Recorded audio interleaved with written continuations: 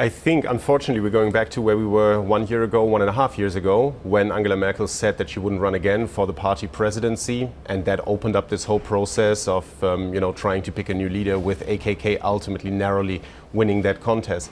I think the big underlying question, we've been obviously very focused on AKK's personal performance in this role, but I think the big underlying question hasn't been resolved, and that is, does the CDU want to look back towards the kind of more traditional right? Yeah. Or does it want to stick to that centrist course that it has been on for the last 15 years under Merkel? But is there any risk at all that the CDU actually splits? Because again, Angela Merkel, one of her defining moments in her legacy was allowing all of the Syrian refugees to come into the country, and she received a lot of flack for that. But that was one of the defining moments of her own legacy.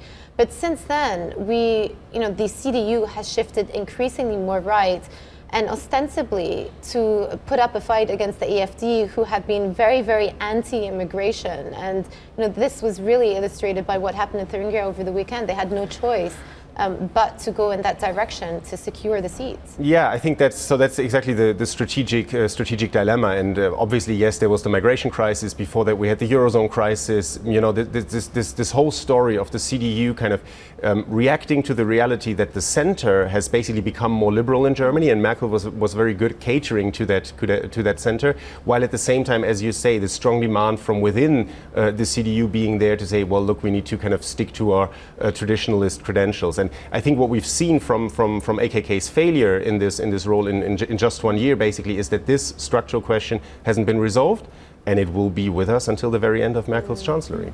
And on that note, I mean, how much of AKK's struggle was actually down to her as a leader? And how much is it just a function of the coalition, the makeup of the coalition, and the increasing fragmentation across the German political landscape? Yeah, I would tend towards the latter. Obviously, again, her personal performance, that was really unfortunate. But my concern, looking back 1 year ago, 1.5 years ago, my concern was that, whoever you end up with, a more traditionalist leader or a on paper more liberal leader like her, will preside over a party that is structurally divided, as you say. And I think the real problem here is the coalition. Yes, the coalition with the Social Democrats. No, I think the coalition actually of voters that unite behind the CDU, traditionalists and centrists, and that doesn't go together very well in this day and age of fragmentation and polarization.